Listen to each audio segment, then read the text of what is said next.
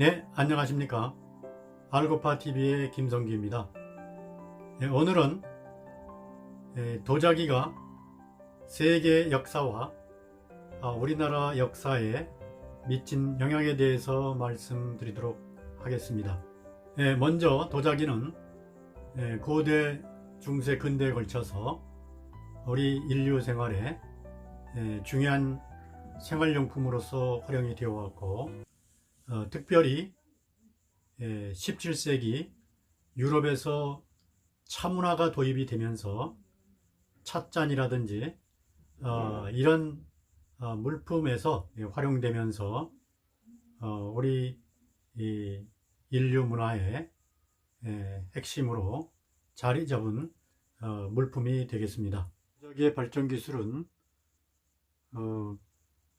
도자기를 굽는 가마의 온도에 비례해서 발전하게 되어 있습니다. 그래서 초기에는 줄문토기로부터 시작해서 연질도기, 경질도기, 그리고 자기류에서는 1200도 내지 1300도에 굽는 연질자기가 있고, 1300도 이상에서 굽는 경질자기로 그렇게 구분이 된다고 볼 수 있겠습니다.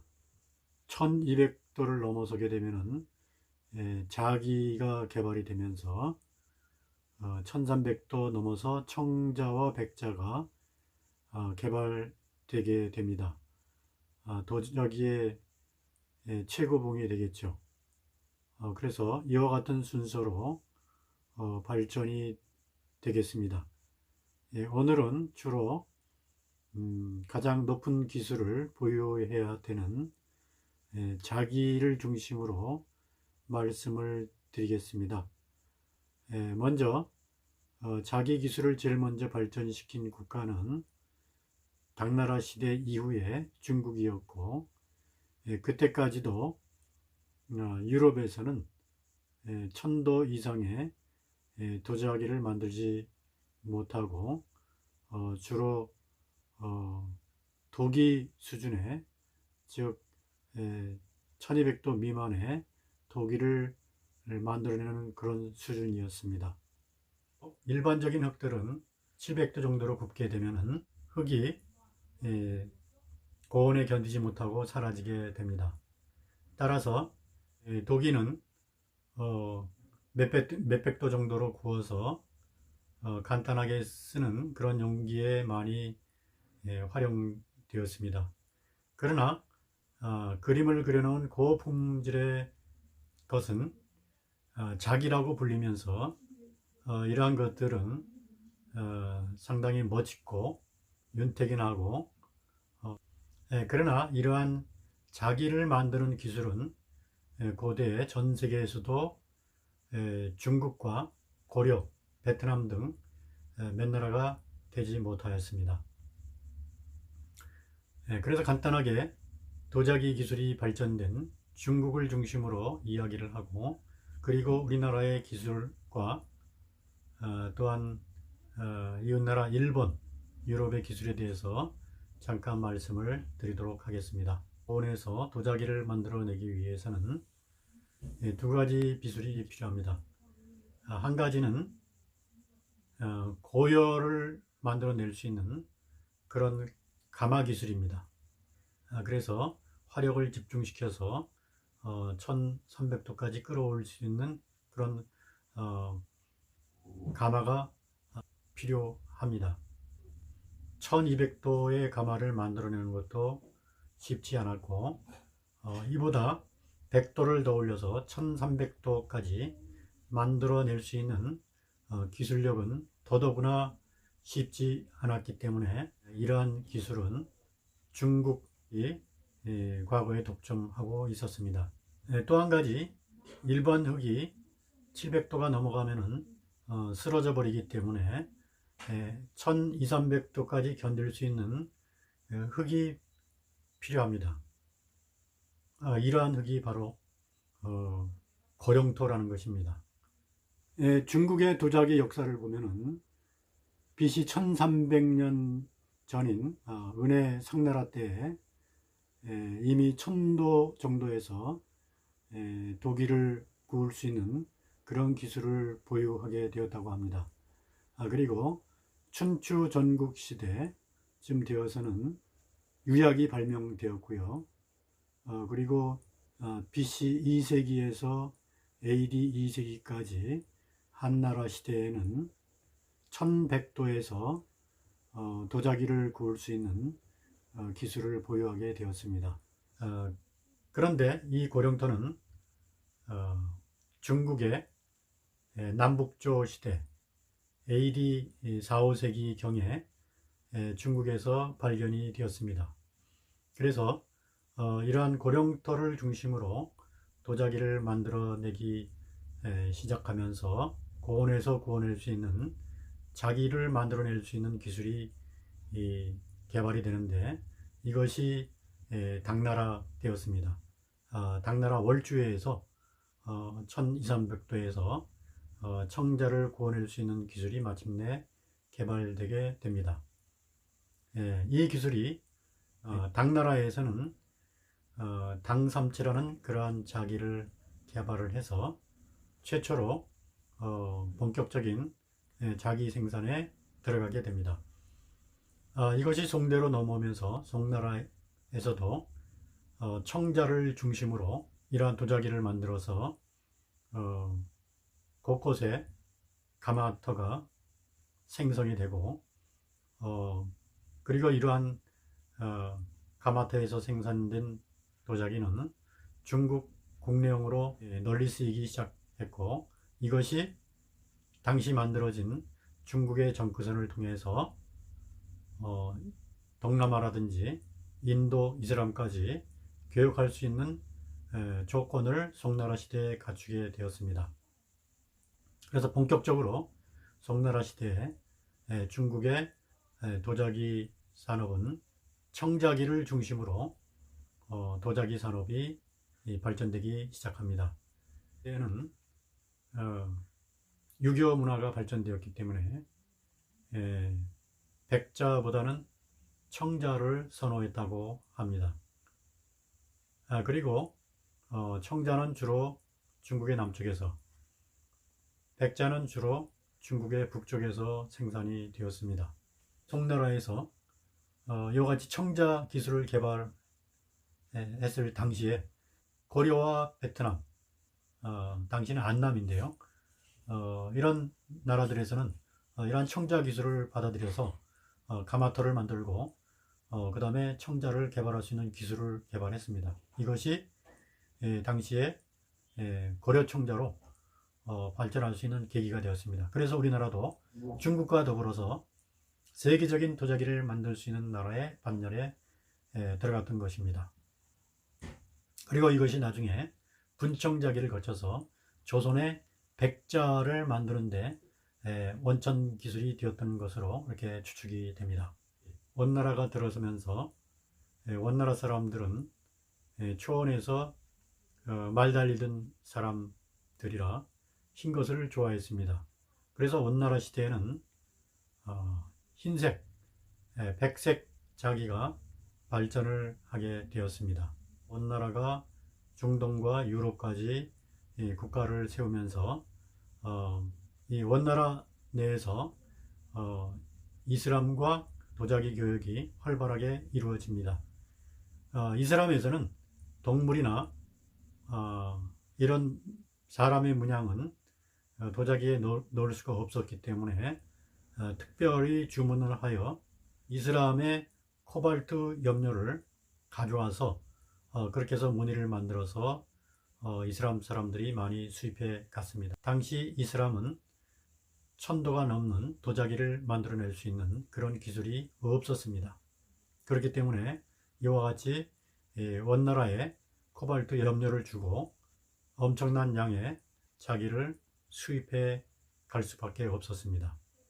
특별히 이러한 백색 자기를 활용해서 이슬람의 코발트 염료를 수입해서 청화 백자를 만들기 시작했고 이것이 정크선을 이용해서 해상 실크로드를 통해서 동남아, 인도, 아라비아 등 이슬람권까지 수출될 수 있는 계기를 마련을 했습니다.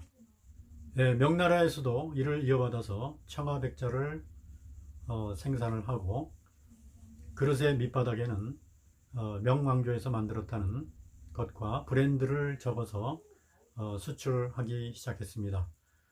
도자기가 브랜드를 갖고 본격적으로 전 세계로 수출되기 시작한 것입니다. 이러한 명나라의 도자기는 1600년대 초에 건립된 네덜란드 동인도 회사에 의해서 유럽으로 본격적으로 수출되기 시작합니다. 그러나 1640년이 넘어서게 되면 명청의 교체기가 되면서 중국에서 도자기를 수입하기 어렵게 됩니다. 그러자 네덜란드는 조선반도와 일본의 도자기에 주목하게 됩니다. 조선에서는 초기에는 분청자기를 만들었지만은 고령토 흙을 이용해서 나중에 이조 백자를 만들기 시작합니다. 처음에는 청나라에 청색 염료를 가져와서 청아백자를 만들었지만은 나중에는 청나라에서 염료를 제공을 하지 않고 수출 제한을 하자 백색 도자기를 올록볼록 튀어나오게 하는 그런 방식으로 이조 백자를 만들어내기 시작하게 됩니다. 그래서 이러한 도자기를 주로 관여에서 만들었습니다. 민요에서는 민간 가마터에서는 이보다 수준이 낮은 분청자기를 만드는 데 주력을 했습니다. 이와 같이 관여를 중심으로 이조백자가 만들어지기 시작했는데 그러던 차에 임진왜란이 일어나서 1597년 정유재란이 일어났을 때 일본은 많은 도공들을 잡아가게 됩니다. 그래서 한국인 이산평이라든지 심당길이라든지 많은 도공들을 일본으로 데려가서 당시 낙후되어 있던 일본의 도자기 산업을 일으키게 됩니다. 당시에 일본에서는 가마 기술도 없었고 좋은 흙을 발견하지도 못했습니다. 그런데 이산평이 사갑원 아리따 마을에 정착을 하면서 1616년에는 이즈미야마에서 자기를 구울 수 있는 백토를 발견하고 백자를 구웠던 조선의 가마 기술을 활용해서 백자를 만들어내기 시작을 했습니다. 이것이 일본에서 최초로 자기를 만들어내기 시작한 그런 역사가 시작되는 것입니다. 1644년에는 아리타의 하카시지마 도쿠에몬이라는 상인이 중국 사람 주진간으로부터 붉은 염료를 쓰는 아키에 방식의 염료 착색 방식을 배워서 이것이 백자와 접목이 됩니다. 그래서 탄생한 것이 피에몽이라는 도자기입니다. 산화철을 활용한 붉은 모양의 자기가 탄생되는 것입니다. 그래서 1640년 이후에는 이조 백자의 모양에 산화철이 들어가서 아키에몽이라는 도자기가 출품이 돼서 아름다운 자태를 자랑하게 되니까 명청 교체기에 도자기를 구할 수 없었던 네덜란드 상인들은 나가사키의 데지마 상관을 이용해서 이러한 도자기를 구매하기 시작합니다. 조선에서는 이러한 상관이 없었기 때문에 도자기를 살 수가 없었지만 일본에서는 막부 정부에서 네덜란드 사람들로 하여금 1640년 이후에 데지마 상관에 와서 교역을 할 수 있게 상관을 열었기 때문에 이러한 도자기 수출이 유럽으로 가능하게 되었습니다. 그러나 조선에서는 무본 억말이라고 해서 농사나 유교를 중시하고 이와 같은 공업, 상업들을 전시하는 그런 풍조가 강했기 때문에 일본으로 끌려갔던 많은 인질들이 다시 조선으로 귀국했습니다마는 이 도공들은 일본에 남아서 일본 도자기 발전에 많은 기여를 하게 됩니다. 그리고 일본에서는 이들에게 무사 계급이라든지 고위 직급을 주어서 이들의 산업을 적극 진흥하게 됩니다. 유럽에서의 도자기 역사를 보게 되면은 유럽에서는 먼저 1300도 이하에서 굽는 연질 자기를 중심으로 먼저 발전을 했습니다. AD 14, 15세기경 스페인 남부의 이슬람 지역에서는 주석 유약하고 그 다음에 메탈 기법을 혼합한 히스파노 모레스크라는 연질 자기가 개발되었습니다. 이것이 15세기에 이태리로 넘어가서 마조르카 혹은 마요르카라고 하는 연질 독일로 발전이 되었고, 이것이 다시 네덜란드, 프랑스, 영국으로 넘어가서 파이앙스라는 연질 자기로 발전되었습니다. 그래서 이러한 기술을 바탕으로 드디어 1710년도에 독일에서는 마이센 경질 자기를 만들기 시작하게 되는 겁니다. 드디어 경질 자기를 1300도 이상에서 굽게 되기 시작하는 것이죠. 17세기부터 유럽에서 귀족을 중심으로 차문화가 퍼지게 되었고 18세기에 들어서는 산업혁명이 일어나면서 중류층의 서민들까지도 차문화를 즐기는 상황이 되었습니다. 그러자 이러한 자기에 대한 수요는 폭발적으로 늘어나게 됩니다. 그래서 17세기 중국에서 유럽으로 수출된 도자기의 양은 연간 20만 개였습니다. 그러던 것이 18세기에 들어서자 중국에서 유럽으로 연간 100만 개의 자기가 수출되었다고 합니다. 일본의 아리타에서 2, 3평에 의해서 만들어진 자기들도 1640년대 이후가 되면은 수출되기 시작합니다. 그 이후에 100년간 총 120만 개의 도자기가 유럽으로 수출되었다고 합니다.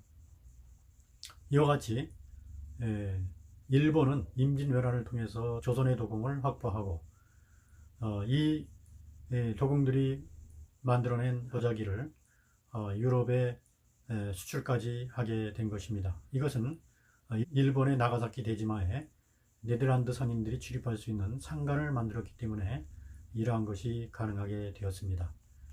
이와 같이 일본의 도자기 기술은 임진왜란 이후에 빠른 속도로 기술이 발전하게 되었습니다. 임진왜란 이후에 대마도주가 우리나라 부산에 부산요를 열어서 가마터를 개발을 했습니다. 그러나 이 가마터는 80년 정도 생산을 하다가 멈췄습니다. 왜냐하면 80년이 지난 후에는 일본의 도자기 기술이 조선의 도자기 기술을 앞섰기 때문에 더 이상 조선의 기술로 만든 도자기가 필요하지 않았기 때문이라고 합니다. 유럽에서도 이와 같이 중국과 일본의 도자기가 엄청나게 들어오게 되자 도자기 자체 개발에 들어가게 됩니다. 특히 1700년대 초에 독일에서 최초로 자기를 만들 수 있는 기술이 개발이 되었습니다. 이어서 1750년대쯤에 영국에서 고령토에 뼈가루를 섞은 보온 차이나, 영국의 유명한 도자기 브랜드죠. 보온 차이나라는 자기가 개발되어서 보급되기 시작합니다. 그래서 19세기 들어오면은 전 세계 자기 개발이 확산되게 됩니다. 1867년에 파리의 만국 박람회에서 일본의 사가본과 사스마본의 도자기가 출품이 됩니다. 1873년 빈 만국 박람회에서는 임진왜란때 끌려갔던 심수관의 자손들이 만든 도자기가 빈 박람회에서 대상을 수상하게 되는 일도 벌어졌고, 그 이후에 계속 일본의 도자기는 만국 박람회에 출품이 되어서 혁혁한 성과를 거두었습니다. 일본이 유럽 세력으로부터 개항 요구를 받던 1852년쯤에 이러한 유럽의 세력에 대항하기 위해서 대포와 철선을 제조할 필요성이 생겼습니다. 그러나 대포와 철선을 만들 용광로가 없었습니다. 그래서 드디어 1852년 사가본에서는 반사로라는 용광로를 만들기 시작했습니다. 근데 고열을 내는 용광로 제작에 아까 말씀드린 도자기의 가마토 기술이 활용이 되었습니다. 도공들이 동원이 돼서 반사로를 제작을 하는데 그 도공들의 기술이 그대로 활용이 되었습니다. 이렇게 해서 1852년에 사가본에, 그 이후에 사스마본에 반사로라는 용광로가 만들어져서 드디어 일본은 대포와 철선을 자유롭게 만들 수 있는 그런 군대 국가가 되었습니다. 그래서 이러한 도자기 원천 기술을 활용해서 일본의 근대화에 혁혁한 공을 세우게 되었습니다. 반면에 우리 조선에서는 무본 억말이라고 해서 농업만 중시하고 상공업을 전시했기 때문에 도공의 지위가 형편없었고, 또한 대외 교육을 할 수 있는 나가사키 데지마와 같은 그런 상관이 없었기 때문에 해외 정세도 얻었고, 이러한 자기 기술을 잘 활용해서 타 산업을 발전시킬 수 있는 그런 여지조차도 없었습니다. 그래서 결국은 조선에서는 멋진 대포나 철선을 만들 수 있는 기술도 개발하지 못하고 결국 식민지 길로 걸어가게 됩니다. 이와 같이 15세기 전후에서 세계를 활용한 동양의 도자기 기술은 결국 먼저 이 기술을 활용한 나라들이 무역에 앞장서고 근대화에 앞장서서 새로운 산업화의 길로 갔지만은 우리나라에서는 이것을 잘 활용하지 못했습니다. 그래서 이러한 역사의 뼈아픈 현실을 직시하고 우리나라에서 개발한 여러 가지 기술들을 산업화의 현장에 적극적으로 접목시킬 수 있는 적극적인 의지와 활동이 더욱더 활성화되어야 되겠습니다. 여러분들 오늘 내용 잘 들으셨으면 구독과 좋아요를 눌러주시기 바랍니다. 감사합니다. 알고파TV의 김성기였습니다.